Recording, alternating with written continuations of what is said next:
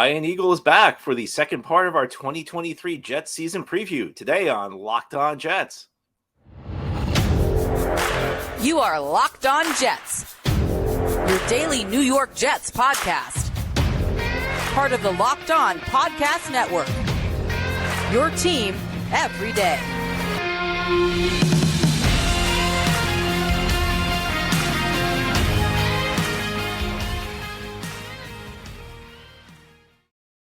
Welcome. This is the Locked On Jets podcast, part of the Locked On Podcast Network, your team every day. It's Tuesday, September 5th, 2023, and I'm your host, John B. from GanggreenNation.com. Thanking you so much for making the show your first listen or first watch every day. Subscribe to the show for free on YouTube or wherever you get your podcasts so that you get new episodes as soon as they're posted. If you enjoy the show and are listening on a podcast source, give it a 5-star review. And if you're watching on YouTube, give this episode a big thumbs up. These things help us out, help other Jets fans find the show. Today's episode of Locked On Jets is brought to you by Bird Dogs. Go to birddogs.com/LockedOnNFL or enter promo code LockedOnNFL for a water bottle with any order. You won't want to take your Bird Dogs off. We promise you. Well, today we continue our discussion with Ian Eagle of CBS Sports. Yesterday we had part one of our Jets season preview. Each year around this time, Ian, who is the Jets play-by-play announcer in preseason games on WCBS, stops by the show to preview the upcoming Jets season. Let's jump into part two of our discussion with Ian Eagle. And if you haven't seen part one yet, be sure to check out yesterday's show. Now, turning our attention to the defensive side of the ball, the Jets, I think, have a lot of talent at defensive end, whether you're talking Carl Lawson, who, hopefully whatever he's dealing with his back won't hold him up that much. John Franklin Myers, like one of the unheralded players on this team, a couple of talented young guys, Jermaine Johnson, Bryce Huff, first-round pick Will McDonald. I think defensive tackle is a little bit more of a question mark. Now, it's weird to say that when you have a first-team All-Pro and Quinnen Williams there, but Sheldon Rankins did leave in free agency. Jets brought in a couple defensive tackles from Seattle. How do you think they navigate this defensive tackle position? And do you think maybe the Jets move guys like Clemens and Franklin Myers inside more than they have in the past? I could see it. I think they're going to give it a shot in the more traditional way initially. If they're not getting the push that they're looking for from Al Woods and Solomon Thomas and Quentin Jefferson, guys like that, then you might see a little bit of a cross match with typical, what you would think are typical defensive ends that are capable of moving inside. Clemens he's just an Adonis. It's insane. And that's saying a lot for guys on this team and guys that play that position that are just so physically imposing and impressive. This guy, he walks off the bus and you say to yourself, okay, we're not going to beat that team with that guy. So now can he translate it to football talent consistently and production, which is the next step? Obviously, they've been thrilled with what Will McDonald could bring. Bryce Huff, who continues to be so efficient in what they ask him to do. And then the big step forward potentially for Jermaine Johnson. That seems to be a pretty big theme out at Jets camp, that he's got a chance to really have an impact in year two. Saw some moments here and there in season number one, but the fact that he has the opportunity to be an all-around defensive end, not just a guy that gets to the quarterback, but someone that can do their work in the trenches and can be a big-time player against the run. That's a really big storyline for this team. Quinnen Williams, man, he's got a lot of pride. We sat down with him in the preseason. Some guys signed the big contract and, there's an exhale. I don't get the sense of that with him. I think he now wants to live up to it. And the words that he used is, I see guys on other teams that close games out, individual interior linemen or pass rushers. He says, that's what I need to be. I need to be a closer. And that's how they're looking at it. Look, I think because of the offensive issues last year, this defense got very hardened, that they had to go out and win games for the team.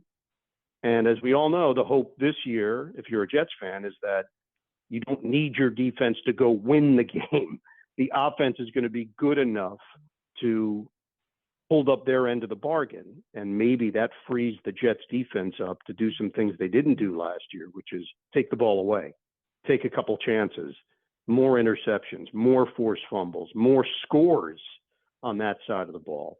That, to me, is going to be the sign as to whether or not this team has a chance to compete with anybody. If that starts happening, then this could be a really dangerous group. Now, you just spoke about Bryce Huff's efficiency, and he got to the quarterback at a pretty high rate last year. And I was looking at his splits. It's kind of crazy. He played like 90% of the time on passing downs. Do you think the Jets will give him more opportunities on, first and second downs this year? I don't know. I don't get the sense of that, but obviously you just see vanilla stuff during the preseason. Maybe Jeff Ulbrich has some things cooked up that could go along the lines that you're talking about.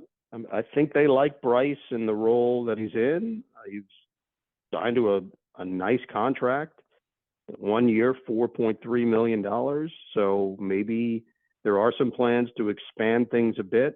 They just have so many pieces. And it does, I know, again, Hard Knocks can give you a false sense of what's happening because it's almost recency bias.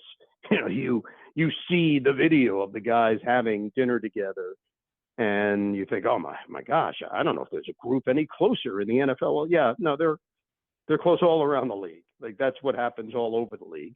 And on winning teams, it usually happens quite a bit. But they've got so many of those pieces up front in my mind that it's just going to be a matter of playing checkers and putting the right guys in the right spots at the right time, which is always the case, as we know in football. The great teams and great coaches and great coordinators usually figure that out. In this case, there is a little bit of an embarrassment of riches, I think. They could be number one, and I know that's a goal for them, but there is a legitimate chance they could be the number one defense in the NFL. Now, at the linebacker position, at least as far as the starters go, things seem pretty set. You've got C.J. Mosley, Quinnen Williams just got a long-term deal from the team after he hit free agency. But I'm interested in the third linebacker spot, which I think in this defense is kind of a part-time role. Last year it was filled ably by Quan Alexander. Jets let him go. It didn't seem like they had a lot of interest. I mean, it just didn't seem like the Jets. He didn't sign with Pittsburgh for that much money. So, do the Jets think Sherwood can step into that role? Do they think somebody else internally is a good fit for that? Yeah, my sense with Quan is, look, they're around him every single day. His effort level and intensity would never be questioned. My sense is that they might have seen that he was running out of gas, certainly by the end of the year, that he just couldn't bring it. Now, I don't know it as a fact. I'm just going off of some of the things that I heard in regards to that decision. They like Sherwood a lot. Robert Saleh just loves finding guys that may have played a different position, but they see in a different role. Sherwood was a safety in college. They asked him to bulk up. He did. Hard hitter. They think he's really smart. He brings great length. There's a toughness there. And it's still pretty new to him, but they seem to believe that he has the instincts to do this job well. He's got a track background, so running is not an issue. They know that he can go out there and run at that spot. It's an experience. He tore his Achilles in 2021, so that's a lost year. Saw him a little bit last year where they were trusting him in certain situations, and now they're putting a lot more responsibility on his shoulders. So this was a very conscious move on their part, Joe Douglas and Robert Saleh. This guy's ready. We feel like he can do the job. And I think they have all the confidence that you're looking for in him. Now it's up to him to actually go out and do it. But got a great mentor in C.J. Mosley, as we know. Mosley really is that guy. He is a leader. He is steady in how he goes about his business. He's really professional, and I think he sets a tone in that linebacker room. And we know with Quinnen Williams, he's just going to fly all over the field. Big hitter. He's got to be careful of some flags here and there, but I think they just love his aggressiveness and his mentality. It's really interesting when I asked Quinnen Williams about a bunch of different topics, but I just said, hey, have you ever just taken a step back, say how cool it is that you're playing in the NFL with your brother? Like the idea that both of you made it, which is hard to believe and hard to accomplish, but you're both doing it for the same team.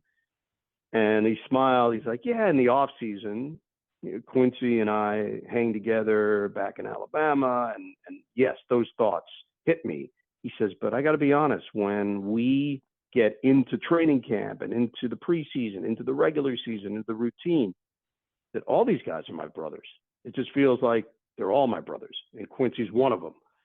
So just an interesting view and lens there of the football mentality. This is his real brother. And he said, when you get into this format, everybody feels like they're part of your family. Today's episode of Locked On Jets is brought to you by Bird Dogs. Each year when Ian Eagle visits, I ask him about the attire he wears as a CBS announcer. I'm very interested in the CBS Blazer. We'll get to that later. Ian always looks good wearing the CBS Blazer. Well, you should wear Bird Dogs because they'll make you look good. Bird Dog stretch khaki shorts are designed to fit slimmer through the thigh and leg, giving you a truly sculpted look. These shorts do the exact same thing as Lululemon, but they fit way better because other shorts are made of a stiff, restricting cotton. Bird Dogs fixed this issue by inventing cloud knit fabric that looks just like khaki but stretches so that you get a way slimmer fit without having to sacrifice movement. Bird Dogs uses anti-stink, sweat, wicking fabric that keeps you cool and dry all day long. Bird Dogs are functional for any occasion: golf, a date, an evening out, going to the pool, working out, lounging, working. Bird Dogs are just great. So go to birddogs.com/LockedOnNFL or enter promo code LockedOnNFL at checkout for a free Bird Dogs water bottle with your order. Again, that's birddogs.com/LockedOnNFL for a free water bottle at checkout. You won't want to take your Bird Dogs off. We promise you. Now, at the corner position, the Jets are led by Sauce Gardner, the reigning defensive rookie of the year. And something that I was thinking about over the last couple of weeks, in the NFL at corner, once you get a reputation, teams just stop throwing at you. And it takes a while usually to get that reputation. Like Revis, I don't think really had it until year 4. He had that great season in 2009, but he actually led the league in passes defensed. Teams were still going at him. And it seems to me like Sauce Gardner, like already across the league, teams know we're not going to throw at this guy. I don't think I've ever seen a player get that reputation in 1 year. Yeah, it's pretty wild because we know in this league they're going to test you more often than not. Offensive coordinators usually are cocky enough to believe, nope, I got something this guy hasn't seen, or we got a guy, we got a burner, we got someone that he won't be able to handle. We don't care about his reputation, and that'll happen. By the way, that's why if you're Sauce Gardner, the things that he has said this preseason are things to live by, which is, you got to intercept the ball. If they're gonna try you, it's great that you're a cover corner that is feared, but you want to be a cover corner that's feared for actually turning the ball over, that he's going to make you pay, not just make the play. So I think that's his main focal point. I think that has been banged into his head by Jeff Ulbrich, by Robert Saleh, by everybody associated with the Jets defense, that you want to be one of the greats, which he has a chance to be. You also have to have picks. You can't just be the guy that is a blanket. But he's the whole package, and his pride level is so high. And he's a really interesting guy because you talk to him It's a lot of business. He's got a business-like approach to what he does, but he is still a kid, and you kind of feel that in those moments on Hard Knocks when you see him outside of the typical media setup of, he's 22. He just happens to be a gifted 22-year-old that everybody has their eye on. So he can handle the stress and the angst that comes with playing corner. He's ultra confident. And I think if anything this year, what you have to look for is, does this guy take the ball away? And I think the Jets have a couple of other corners who are very good, but are a bit unheralded because of all the attention Sauce rightfully gets. I thought DJ Reed had an excellent season across from Gardner last year. And even Michael Carter II, I think, is developed into a really good slot corner. Agreed. And, it's funny with that position. It's these two worlds. Like, either you're in that upper echelon of cornerbacks that get to that rarefied air, as you mentioned, that teams don't even test them. They don't even throw their way. And then there's the other part of the equation of guys that just do their job and kind of go unnoticed. And I think both Reed and Carter, Reed got attention last year. So I maybe wouldn't put him quite in that classification. The Jets paid him 3 years, $33 million. You could just see his confidence and tenaciousness and his physical traits last year. He's very aggressive, and he had an outstanding season. But Michael Carter, to me, would definitely qualify as someone that, all right, he doesn't really get talked about a whole lot. He just does his job. He's consistent in doing his job. He's in his third year. He's been a little unheralded.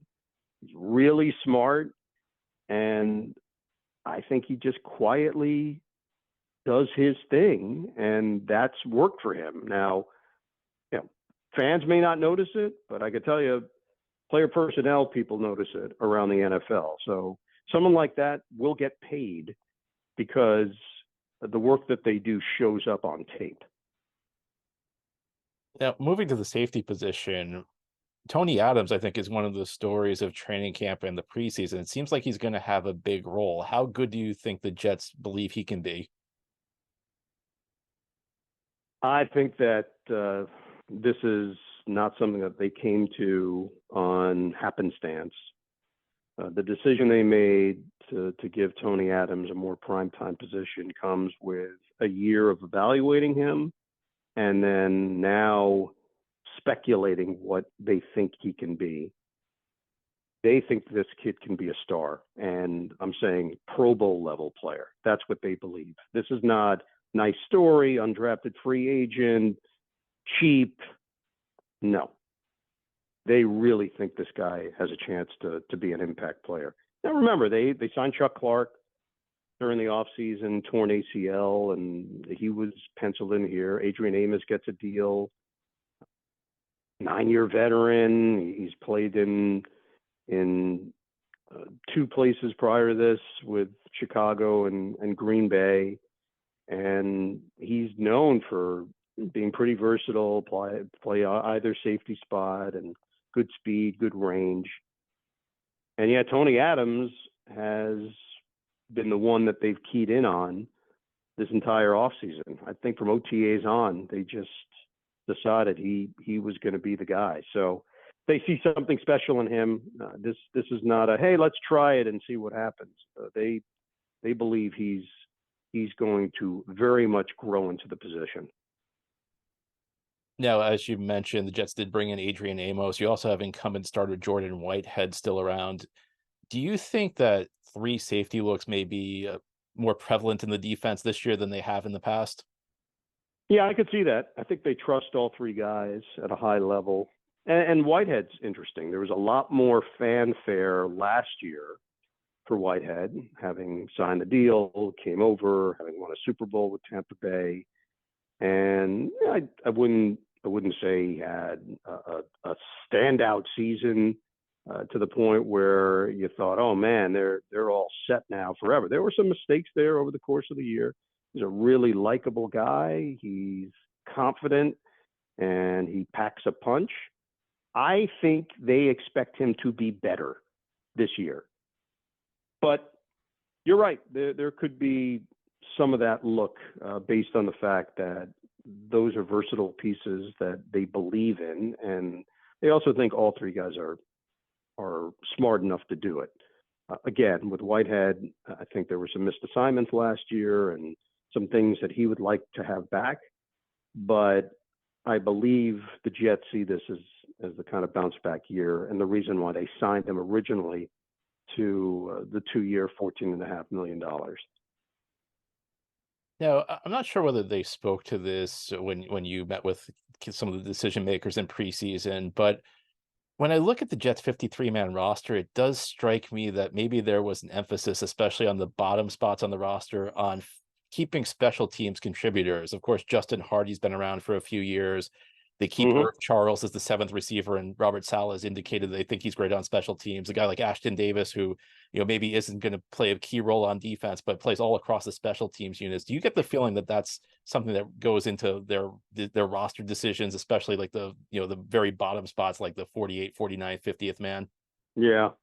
Yeah, we didn't discuss it at all in our 2 preseason meetings, but I think what you're saying makes a lot of sense. Just look at the roster, look at how it's constructed. There are plenty of teams that will not view it that way and try to maybe work it so that they're using guys in dual roles and they can justify keeping them on a team because he's going to do something else.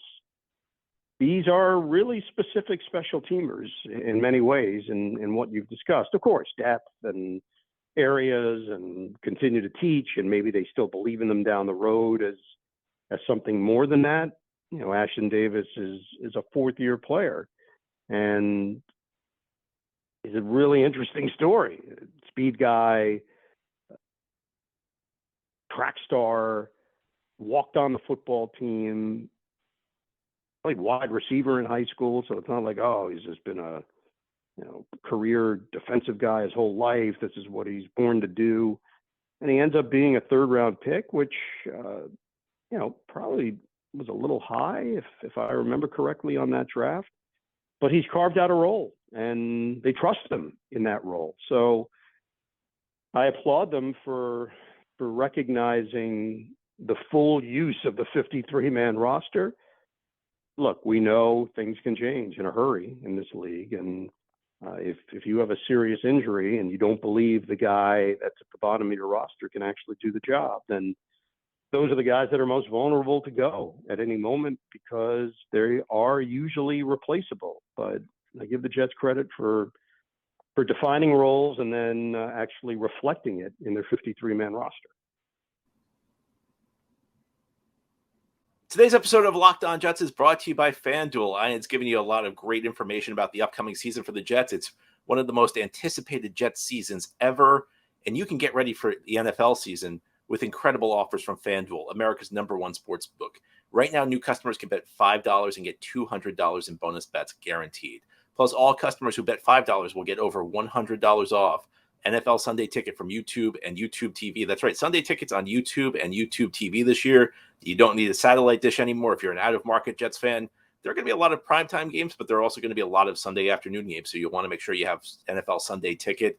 Betting $5 at FanDuel will get you $100 off NFL Sunday Ticket. Now's the best time to join FanDuel. The app is easy to use, and you can be on everything from spreads to player props and more. So visit FanDuel.com/lockedon and kick off the NFL season with an offer you won't want to miss. FanDuel, official partner of the NFL. Now, because of various salary cap maneuverings and because Aaron Rodgers decided to give back some money, the Jets do have quite a bit of cap space entering the season. And, it's a short window they have with Aaron Rodgers. Do you think the Jets will be aggressive in the trade market, trying to address holes or, if injuries leave a certain spot as a weakness? Do you think that they'll be on the aggressive side looking to make a deal to upgrade their team? I do. I don't see the Jets looking at this situation as anything other than what it seems to be, which is here's your window. This is one of those setups where you're hoping for a perfect storm in the fact that you got Aaron Rodgers, you convinced them that New York was the right place for him, which I still think they're pinching themselves over at times. You know, he's changed the whole way that the team is viewed throughout the league, throughout New York sports. They're seen differently, and they're seen differently because of him. Look, I went through it on a personal level with the Nets when they went out and got Kevin Durant and Kyrie Irving and eventually got James Harden, and we know that it never resulted in a championship. Probably should have won the title the year that Durant's toe was just on the line at the end of Game 7 regulation against Milwaukee, which tied the game. A three-pointer wins the game, and they advance to the Eastern Conference Finals, and who knows at that point? They play Atlanta, who team they should have beaten, and then Phoenix in the NBA Finals. And now we're talking about a completely different memory of that iteration. But there was something to be said for ownership at that point saying, no, let's go for it. The Jets are going for it. So everything to me indicates that if there is something that needs to be addressed roster-wise prior to the trade deadline, they're going to address it. This is the time that they're going to spend whatever it requires to try to win. And we've seen teams, you know, the Rams obviously did it, and the Buccaneers did it with aging quarterbacks and won the Super Bowl. And now they're paying for it a bit. The Rams are not going to be very good this year. The Buccaneers are not going to be very good this year. But they won their championship. I think the Jets feel differently in that, of course, if Aaron Rodgers plays 2 years and says, hey, I've had enough, and then they got to move on, there's a whole other podcast we could do in regards to Zach Wilson and his mindset and where he's currently at.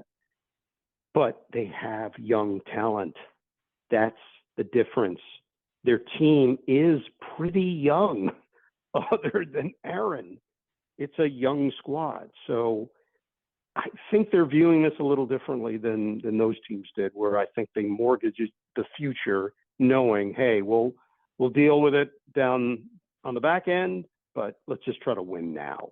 But the Jets have a little bit of both. It's the win now approach, and it's the team has a young enough core that it should be competitive for many years to come. Do you think that there's any spot that they specifically are looking at right now as far as a trade goes? Do you think maybe the offensive line, maybe it's wide receiver after Davis, or do you think they feel comfortable, they want to see where things go this season and they'll address it, you know, they'll try and address it once they figure out where the weaknesses are?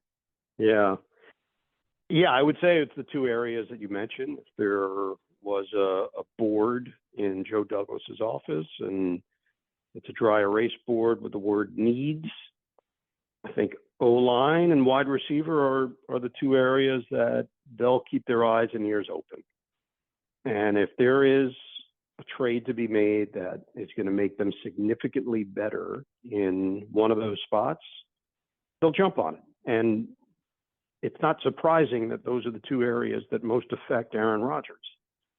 They want to do everything possible to put him in the best position to succeed and to flourish.